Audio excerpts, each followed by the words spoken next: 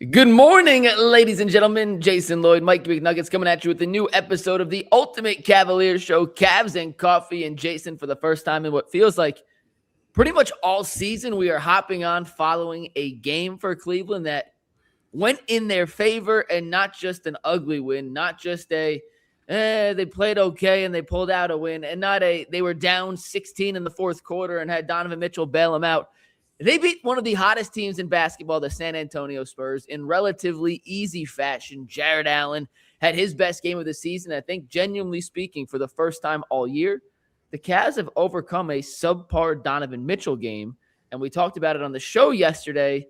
They still have all the components of that 64-win team. They just hadn't been able to put it all together, and one game doesn't change everything. One game is a step in the right direction, but they still need to take many, many, many, many, many more steps before they put themselves back in the contender conversation. But for all the things that have gone wrong with Cleveland, the Christmas collapse, getting blown out by Houston, Kenny calling them out, it's a pretty damn good response against a pretty damn good San Antonio team.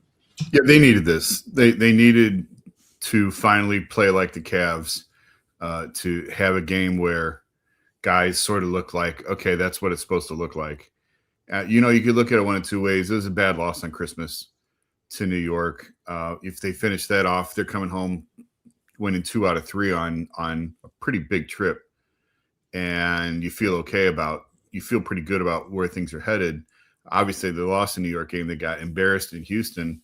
And to respond the way that they did, we keep saying, it just feels like we keep doing the same show over and over and over again. And I just keep looking at the calendar going, okay, well, another couple weeks, and we're really going to have to start lighting them on fire. Another couple weeks, well, now we're down to maybe 2 weeks, and we're holding to their own timeline, because this is the timeline that Donovan put out. It's one that you and I both sort of put out there. And then he also did of, hey, if we're still having these conversations in January, in mid to late January, I think he said mid to late January. I know he said January, then we've got more problems. Well, guess what? Tomorrow's New Year's Eve. So January is coming awfully fast.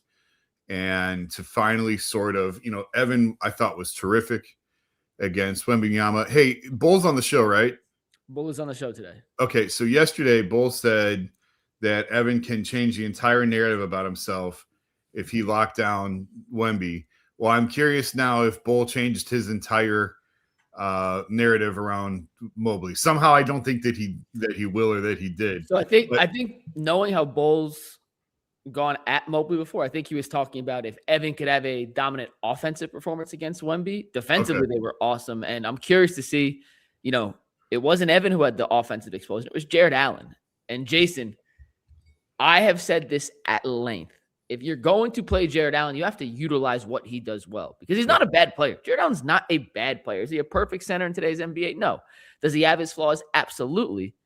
But he's not a bad player. He's an all-star. And whether or not he's an all-star now doesn't matter, because at one point he was an all-star. He's in that, 9 to 12 best center in the NBA conversation.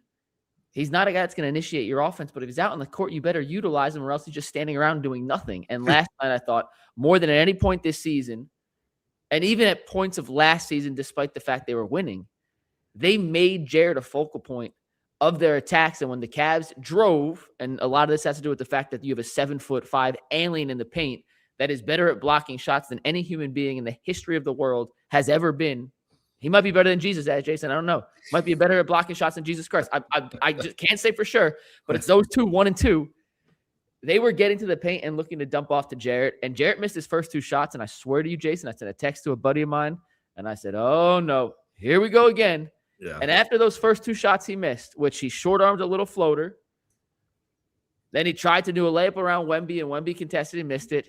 He went 11 of 19 for 27 points. He grabbed 10 rebounds. By the way, the leading rebounder on the team. He had 2 steals. He got 2 offensive rebounds, and he was a +9 in the game. It was Jarrett Allen's best performance by far, and I was glad to see Cleveland kind of utilize him more in the offense to make sure Wemby can't just leave him without consequences. Wemby couldn't go up and help on the Garland and the Mitchell and the Tyson drives without having to fear that the ball's going to get dumped off behind him to one of the most efficient shooters in NBA history. Or finishers. He's not really a shooter, but you know what I'm saying. Yeah. No, you're right. It was a great game for Jarrett. I like the new starting lineup. which really was the old starting lineup. They had a lot of success with it last year. I think they were +7. I looked up this morning. I don't remember what it was. I think they were +7 with Dean in the lineup. And, last year, Dean has been up and down, obviously, during his time here. And when they were really started to get it rolling last year, it was with Dean in that spot. And I really liked it. I liked it more than I thought I would. And, it should be Hunter. It's not. We can talk about it. We'll get into it. It should not be Hunter. I vehemently disagree. No, theoretically, it should. Okay. Theoretically, like when you look at least to me, when you look at this roster, when you're putting the roster together, like when everybody's whole and everybody's healthy, DeAndre should be that prototypical 3. It just, I agree, it's not. And I wanted it to be. I said before the year, I thought Hunter should be starting at the 3, and they tried it, and it did not work. So in theory, it should be him. In reality, it can't be him. And it sort of hamstrings the way that they have to do things. But, at least for one night, it looked a lot like it did last year with Dean in that spot. And, I don't know that you can count on Dean every night, unfortunately. But, man, I thought it looked really good last night. You go back and look at all the advanced numbers. And I know, Jason, I'm sitting with the EPA king right now, and you and I happen to like numbers more than others. I don't think any one number is the perfect calculation. And in basketball, it may be even harder to find one player's exact impact versus another's. But you look at all the advanced numbers last year and in prior years, the Cavs are a better rebounding team with 2 bigs. And then their other best rebounding lineups are any lineup that includes Dean Wade. And it's not because he's necessarily the one grabbing rebounds, but Dean Wade does a really good job blocking guys out, keeping guys on the perimeter from crashing down unimpeded to go soar over Jarrett or Evan and get an offensive rebound. Last night, they went against a team that starts, once again, an alien in Wembanyama, who's a rebounding menace, and a couple of really athletic guards. And I thought Kenny said to himself, we need size out there, and we need to put our literal best rebounding combination on the court. And, on the one hand, I can make the case that Jalen Tyson is a better rebounder than Dean Wade. But from a situational and positional standpoint of understanding the nuances of rebounding against a big team, I get the Dean Wade decision. I don't think it could be Hunter. We'll get to that in the next topic here, but it worked. And once again, we've said a few different times this year, Jason, they're 30-something games into the year. Oh, that worked. Will they stick with it? And so far this year, the issue with Cleveland is things have worked for one game and they get away from it. And they go back and they revert, and they haven't been able to sustain certain levels of success and certain standards that I know this organization holds themselves to. And Kenny Atkinson holds this team to. And we should, as fans and media members, hold this team to, because they were the Eastern Conference favorites entering the season. I heard someone the other day say, we got to be easier on this team. Like, they weren't expected to win anything this season. We shouldn't. I said, what? Excuse me, sir. Like, yes, they weren't the favorites. OKC was the prohibitive favorite to win the whole thing. But the Cavs are the most expensive roster in the NBA, won 64 regular season games last year, doubled down, brought everyone back, and were the favorites in the Eastern Conference. So, yes, they should be held to a certain standard that we don't give to other teams like the Atlanta Hawks, who have been arguably even more disappointing than Cleveland has this season based on their own expectations. So it has been frustrating for Cavs fans because, Jason, you see glimpses like we saw last night against San Antonio. And then the next time they come out there, it's been a dud. And I'll even use the Christmas Day game, for example. They played really, really good basketball on Christmas in New York, in MSG, against a team that's given them the bugaboos for the last couple of years for 46 minutes. 44 minutes. I was being generous. 42 minutes. Okay, 42 minutes. Let's set it at 42 minutes. And then that last 6-minute stretch, they got destroyed, and they had the 17-point Christmas Day collapse. And then they come out against Houston, and you say, at least, hey, we collapsed on the stretch. We know what our mistakes were. We have to rebound better. We can't go ISO. We got to foul. All those are correctable things. And they come out with no effort against Houston. And that's what's frustrating. So last night, a step in the right direction, but I'm not going to celebrate one step just yet. Enjoy the win. A win's a win. It's a good win on national TV on the road against a good San Antonio team. But that doesn't mean this team's back yet. It doesn't mean everything's corrected and fixed. Let's see what they do on Wednesday against Jordan Ott and the Phoenix Suns, who, by the way, Jason, we talk about teams that have given Cleveland fits in the past. It's these athletic, long teams that play so hard, like harder than they should for a regular season game. Right. That's Phoenix to a T. Yeah. And Dylan Brooks and Donovan Mitchell have a bit of a history, and that could be a heavyweight matchup. They're probably more middleweights. Yeah, that's middleweight matchup to end 2025. So wait, after all that, my only question is that my new title is the EPA King?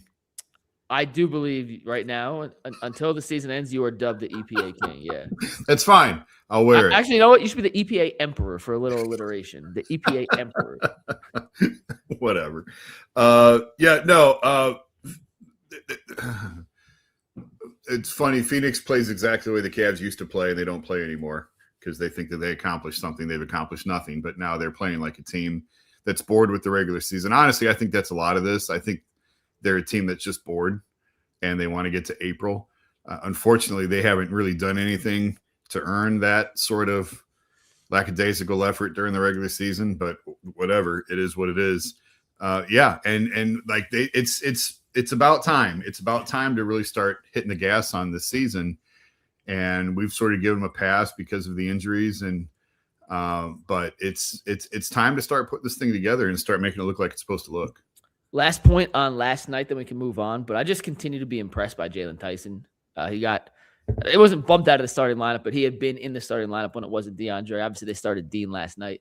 And Tyson had a quiet start to the game, but he had 9 fourth-quarter points, Jason, and helped the Cavs kind of keep that lead late down the stretch, keep him at bay. Played 22 minutes, 11 points, 4 of 8 from the floor, 3 of 4 from 3. He had 3 rebounds, 2 assists, and 3 steals, including 2 offensive rebounds. He was a +5.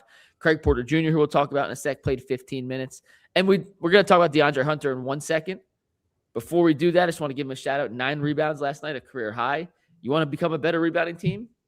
Your wings and your guards have to become better rebounders as well. And last night, De'Andre Hunter, with his 6'8" frame, his 7'3" wingspan, did a lot of help on the glass for Evan, for Jarrett, who are battling against the bigs. What's killed the Cavs this season has been those long rebounds, and mainly those timely or untimely long rebounds, Jason. That falls more on the guards and the wings, and I thought it was really encouraging to see De'Andre, from that perspective alone, pull down 9 rebounds last night, 8 on the defensive end of the court, and that's the way you get a defensive stop. It's not just forcing San Antonio, OKC, whoever you're playing into a bad shot. It's ending the possession. Last night, the Cavs, despite the fact they got out-rebounded for the entire game, I thought did a really good job on offensive glass, not giving Wembanyama, Luke Cornett, and some of those really athletic wings that San Antonio has opportunities at second chance points. So just wanted to make sure we gave kudos where kudos were due to some of the Cavs who did step up last night, allowing them to beat San Antonio by 12 on the road. And they win a game when Donovan doesn't have to pull the entire load. When Donovan, I mean, we haven't really mentioned Donovan at all in the game. That's almost unheard of by talking. He had 10 points last night. He was not good. It was a bad shooting game. I mean, the shooters, again, struggled shooting. Donovan, Darius, and Sam, none of them shot it well, but they found a way. So credit to them. And last thing, I promise we'll move on. But I thought Darius had as good of a playmaking game as I've seen from him in a long time. I'm sure there were games early last season when they were rolling where, not even just the assist numbers, but just in general, getting to the paint, making the right play, having the game basically be a yo-yo. It was in his control at all times. I thought he was as good of a playmaker yesterday as we've seen, even with the shot not falling, which makes it even more encouraging that he's still getting to his spots and was still drawing that attention from San Antonio. So all in all, it was a really impressive win for a Cleveland team. And I said it to start, I'll say it again. I believe this is their first win all season where they have overcome a bad Donovan night. Yeah, could be. I have to go back and look at it. Game, so yeah. All right, Jason, let's get to our second topic of the day. It's brought to us by the Cleveland Monsters. Guys, tonight, it is Superman Night presented by GE Lighting with the Cleveland Monsters. They have some of the best entertainment in all the land, great promotions, and affordable tickets. Cleveland Monsters hockey is a perfect outing for the family with reoccurring games like 1, 2, 3 Fridays, Monster Family Days, Blue Jacket games, giveaway nights. There is something for everyone at Rocket Arena when the goal sounds. Tonight, it's a bird, it's a plane, no Jason Lloyd. It is Superman presented by GE Lightning with the Cleveland Monsters. Come celebrate Superman tonight at 6:30 with Monsters hockey as they take the ice in Clark Kent warm-ups and Superman-inspired game jerseys. And the first 2,500 kids 14 and under get a Superman cape. Tickets are on sale now, so fly on over and get your tickets at clevelandmonsters.com. Okay, Jason, the other topic we got to hit on today, and I didn't mean to hit the FanDuel read. My apologies, ladies and gentlemen. FanDuel is not a proud sponsor of UCSS today, so we still love FanDuel, but not today. Jason, the second topic we have to hit on is what has happened this season with De'Andre Hunter and Lonzo Ball. And we're going to put them into one big topic so we can hit them both at the same time. But Hunter has not turned into the starting three alongside the core four that the Cavaliers had hoped when they traded for him last offseason. He's had his moments, but his shooting is down. His defensive capabilities are down. His playmaking is down. He did have 9 rebounds last night, so shout out to him for that. But his rebounding has been status quo. The Cavs, frankly, have needed more from DeAndre than what they've gotten. And Lonzo Ball, on the other hand, is a player they traded for this summer. I seem to like the basketball idea of it more than you did, Jason. You were more focused on the financial side of that deal, which still makes sense. But from an on-court, purely basketball standpoint, Lonzo has been everything I hoped he wouldn't be for Cleveland. He is the least effective volume three-point shooter and field goal shooter in the league. And last night, Lonzo got a DNP coach's decision in favor of Craig Porter Jr. So, Jason, do you want to start with Hunter or do you want to start with Lonzo Ball? What can be done to fix these two guys in terms of getting the maximum contributions you can to this Cavs team? You said it. I never looked at Lonzo as anything more than a lottery ticket. I think it was done for financial reasons. And if they get anything out of him, if they could keep him upright and knock the rust off and get some gas in the engine by February, March, or April, and he can help them in any way in the playoffs, that's icing on the cake. I never looked at this as a Lonzo Ball as a piece that's going to help them win. It just, they were, I mentioned this before, but they were trying to get off of Okoro and no one would take it. So this is the best they could do, was get off Okoro's future money, take back Lonzo. He's got the non-guarantee money for next year. I've seen recently where, maybe he could be a trade chip for them because of that number next year for teams trying to clean their books up. But I think the Cavs need to clean their own books up. I'm sure there's maybe a deal out there that accomplishes both, that gets them something back useful. And I don't know. I don't play with the trade machine anymore. Those days are over. But they need to be out of the apron next year. And he's a piece that's going to help them get out of the apron. It's sort of a two-step process to sort of cleanse themselves of the Okoro contract. So I've never looked at Ball as a piece that was, Lonzo to me was never a Ty Jerome replacement. It may have looked that way, but when they couldn't get anything done with Ty, they pivoted to Sam. And I know they're not the same player, and I know they don't do the same thing. But Sam took Ty's money. So if you want to say who was the replacement for Ty Jerome, it was actually Sam Merrill. But I don't think Lonzo, I don't count on him for anything going forward. So maybe I was the sucker and believed that Lonzo was more of a replacement for Ty than he ever was intended to be. But considering they had Craig Porter Jr., who I thought played well in spurts last year, I figured when they brought him in, that was the reason. And so far, and over the summer before we get to so far, I kind of talked myself into all the ways that I thought Lonzo could really be beneficial to this team. He's big enough to play alongside Darius and Donovan. He's a really good playmaker, which he still is. He's a good rebounder from the guard position. We just talked about a few minutes ago how the Cavs' rebounding issues are partly on the bigs, but partly on the guards and the wings for not stopping those long rebounds. But all the good that Lonzo brings, and there's still splashes and flashes of when he does provide value on the court, it gets completely negated when he's literally a guy in the basketball court in an NBA game where teams are begging to shoot the ball. It's the Okoro syndrome all over again. But it's worse. Okoro actually made open threes, Jason. During the regular season, he did. And we even got to the playoffs. Yeah, maybe Lonzo flips it for the playoffs. Who knows? So I can only speak on what we've seen from Lonzo in a Cleveland uniform. Right. But at least Isaac Okoro, to his credit, became a pretty good, wide open, feet set corner three-point shooter. He didn't need the ball to be effective. Lonzo, and I am not exaggerating, and I wish I was. It doesn't bring me joy to say this, Jason, is the least efficient volume three-point shooter in the NBA this year. The least. Yeah. And he keeps shooting because Kenny's keep encouraging, and the staff is encouraged, and his teammates are encouraging him to shoot because he's not that bad of a shooter. He shouldn't be that bad of a shooter, and they're more convinced that the looks and the process is good and the results will follow. But at some point, guys, shot could just be broken. And maybe it is, maybe it isn't. Maybe he will snap out of the slump, but I have no confidence whatsoever, Jason, zero, zilch, nada, from what we've seen on the court that's going to translate. He made a three the other day. I forget which game it was, but he was 0 for 6 beforehand, 0 for 5, made a three in transition, and threw up this to the sky. Like he was praying, like, thank God it went in. And as someone who, like, I played D3 basketball, I'm not saying I was great by any means. Made 12 threes and pickup last night. Like, I can still shoot. When you get to the point where you're praying to baby Jesus or whoever God you pray to, I just watched Talladega Nights when I was home. So, the Will Ferrell scene with baby Jesus. Like, I'm not trying to make this switch. When you're praying to whoever, when you make a shot, you're in a bad place. You're in a bad place. And now, if you pray, you make it, and you make your next 3 or 4, he hasn't made 3 or 4 in forever. Yeah. Forever. And the other thing, Jason, is I thought with Lonzo, it could be a defensive upgrade.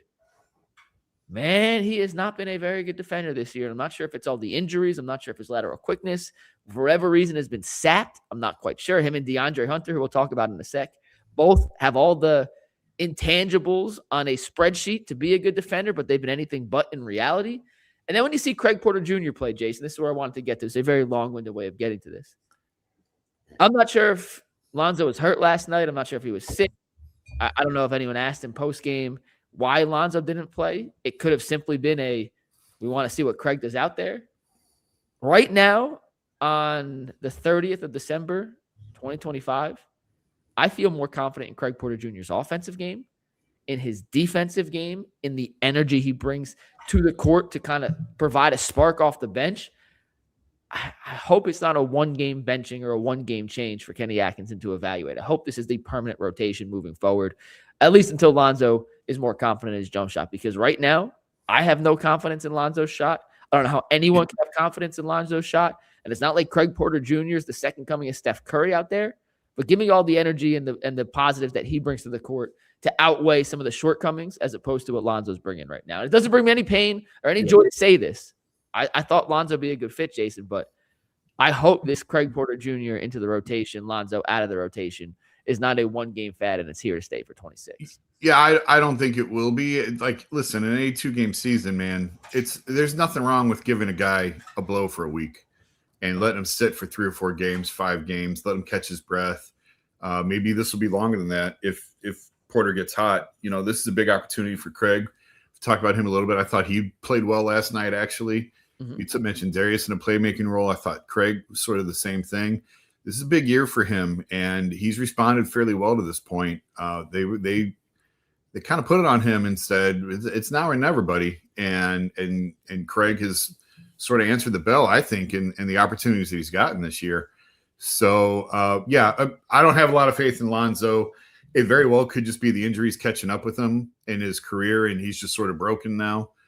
That we've seen it before with guys just lose the athleticism. I mean, I know shooting isn't necessarily athleticism, but it all goes into the same bucket. So if they get anything out of him at all in the playoffs, it's a plus. I've never counted on him for much of anything this year. Let's talk about De'Andre Hunter, Jason. He actually was a team high plus 14 in the win against the Spurs with those 9 rebounds, as I mentioned before. But overall for the season, it has been a step back for De'Andre Hunter when all offseason we had heard that he had been essentially the Cavs' best player. In 30 games this year, Hunter's playing 27.5 minutes per game, shooting 42.5% from the floor, 31.5% from beyond the arc, averaging 4 rebounds, 2 assists, less than half a block, 0.7 steals, and 14.5 points per game. It is essentially right around his career averages, Jason. So it's not like this is by far he's fallen off a cliff. But last year he was averaging 17 points a game between Cleveland and the Atlanta Hawks. His field goal percentage in Cleveland last year was just shy of 49. He shot 43% from beyond the arc. 43 to 32, that's not going to cut it. And he doesn't necessarily fit with the core 4 in the way I think that 5th starter has to fit. It's not that he can't play with those guys. It's not what I'm saying. But when you look at Strus and you look at Merrill, you look at even Tyson, for example, the reason those guys, Strus is the best example of this, seemingly fit alongside the core 4 is A, they don't need the ball, and B, they move without the ball so well that they force the defense and Wade a little different. He's not in the Merrill, Strus, Tyson category. they force the defense to follow. When the guys follow, it opens up driving lanes and rotations for Cleveland to attack. Hunter's more of a standstill, hit me, let me go ISO. I just don't think that meshes. And I understand he's been put to the bench recently. I believe that's his best role as a six-man. And I hope it's not a case of, hey, he just needs Ty Jerome back to be happy again or something silly like that that's prohibiting him from being the player we know he can be. But Jason, has not been a good start to the season for De'Andre Hunter. He's just kind of an enigma. And, you know, you look at him and you think there should be more in there. And I think this is who he is. And, you know, the Cavs won the press conference, and the Cavs look like they won the trade last year. But I don't know. We did a victory lap on the show of, man, look at what they got him for. And now it looks pretty evident that Atlanta was just trying to clear his money. When we're talking about clearing money, Atlanta just saw an opportunity. They're a long athletic team, and they had a bunch of guys that they like better than him. And they got off his money, and they got a couple swap rights for him. And we'll wait and see what happens with that 2028 swap right. This team could look a lot different by then.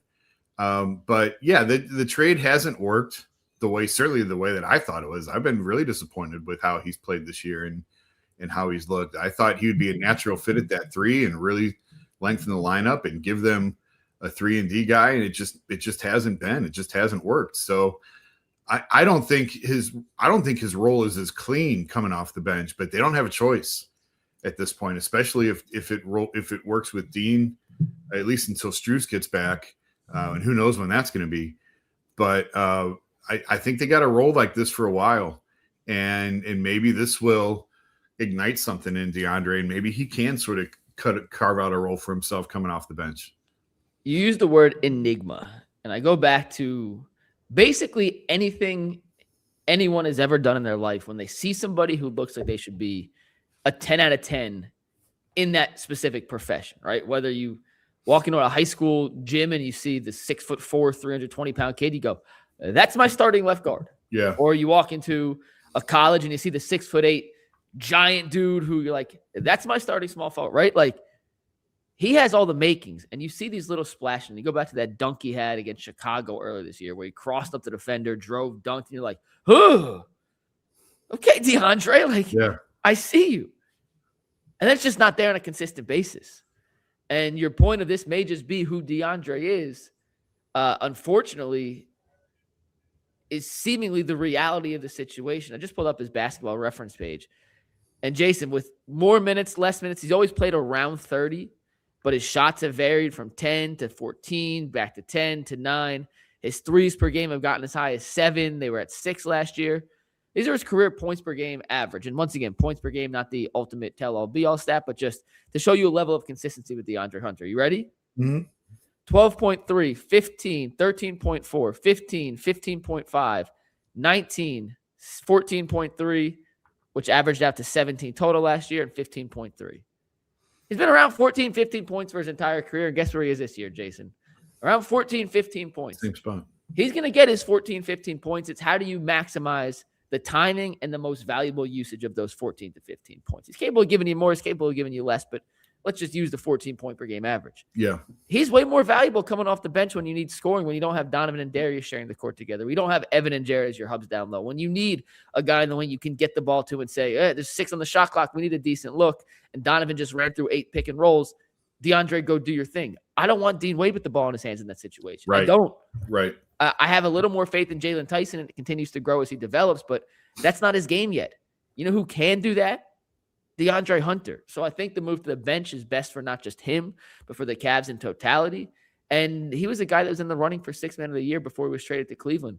He's a guy who finished top 4 in 6th man of the year voting last year, despite the fact that he split time on 2 different teams. I think he's kind of your prototypical 6th man in the NBA today, Jason, a guy who can get you a bucket, may not be the most efficient, but can clear out, get you a bucket on your second unit against their team's second unit, which, by the way, we don't talk about enough. Coming off the bench means you're also going against the other team's bench, which is a lot easier to score at times than it is against other teams' starting 5 when you have more opportunities. I think that's the best role for him. And I know he's not as bad of a shooter from beyond the arc as he's been, With Lonzo, I have no confidence it's going to be fixed. With De'Andre, I do have a sliver of confidence that he'll bring up his average, because even right now, he's shooting 5.5 points below his career average, Jason. It's not like he just forgot how to shoot. So I do think there is some variance that will bring him up closer to at least his career average. Maybe not 37% like it's at, but 34% looks a whole lot better than 31%. I do have faith that De'Andre will be a more valuable factor for the Cavs down the stretch, but I don't love how he's played this year. I'd be lying to tell you any differently. Yeah, I don't really disagree with anything that you said. I've just been more just my own personal expectations of what I thought this would look like when they traded for him and what it actually looks like. It's pretty far off. And it's unfortunate because I do think that I like I said earlier, theoretically, I think he should be in the starting lineup. He gives them more size, length, and athleticism in theory, but it just hasn't played out that way. And you know, I'm not sure Dean Wade's here past the trade deadline. If you're talking about little tinkering that they can do here and there, Dean's a guy who might have a little bit of value if they're trying to change things up. But you know, you kind of need Strus back before you do that. And you know, if Strus is back and healthy, he probably slides right back into that 3, just like he was last year. Last thing, Jason, before we read 2 or 3 viewer comments. But they traded for De'Andre Hunter to be their wing stopper. Yeah. He's been anything but that, I'll tell you that. Yeah. He is, whether it's the injuries that have hindered his lateral quickness, whether it's effort, who knows? His offense has been concerning. His defense has been an issue. Let's just put it that way. So that's another area where De'Andre Hunter can make himself a more valuable asset to this Cavs team, even if his jump shot doesn't come around. You ready for a few viewer comments here, Jason, before we wrap up? Yep. We got Joe Cabot who says, good morning, guys. Big Papa says, great win. We needed that. He also says, I am terrified when Ball and Tomlin shoot threes. And on the Lonzo, he says he has a high basketball IQ, though, but he chooses to shoot a lot of bad shots. I think the Cavs are telling him to shoot those shots. Yeah. I do believe they are not discouraging him from shooting. I think they believe the process is there. The results haven't followed. I'm at the point now where I don't care what the process says. I'd rather do anything but shoot. So, Jason, this was from Joe Cabot. He says, as an Aussie, curious how you feel Proctor and Travers are developing. Feels like me, Travers might just be an Australian NBL player. That's probably not far off. I don't know. I mean, if Travers is going to be a piece here, it's not going to be for a couple more years just because the body's in front of him. I don't know. What do you think? Proctor's awesome, and I think he's going to play in the NBA for a long, long time. The issue with Travers is, and he's not bad, it's just he's a tweener. He kind of needs the ball in his hands, but he's not an NBA-level creator. He's not an NBA-level shooter. So I know he's 6'8", but it's not like he's a dead-eye spot of three-point shooter.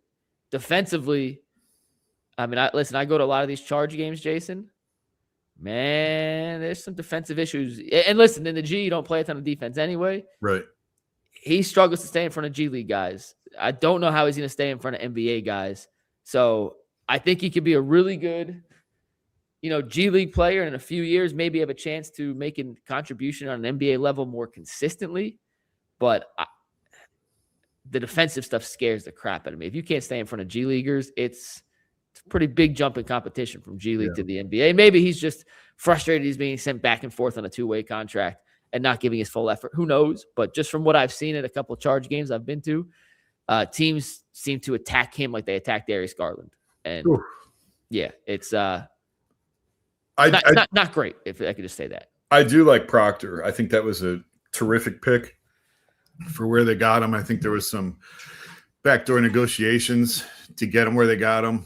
And I think he could be a useful piece for them for a long time. Big Papa says Spider on a slump. Maybe he's thinking of wedding plans. Looks like he may have something else on his mind. Seriously? Come on. Him and Coco are going strong, man. Yeah, no, but I know. Donovan will be fine. I know. Donovan's not the problem. We got a couple comments in here about the Shedeur Sanders and the Browns, which this is not the show to do that with. So we're going to skip those. And we're going to end with B. Skrills, who says, good win last night.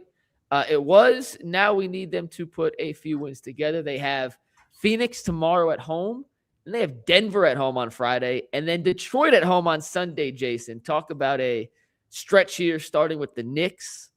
Then you go and play Houston, San Antonio, Phoenix, who's no slouch anymore, Denver, Detroit, and I think Indiana's after that. So that's where the tough game ends. Denver will be without Jokic.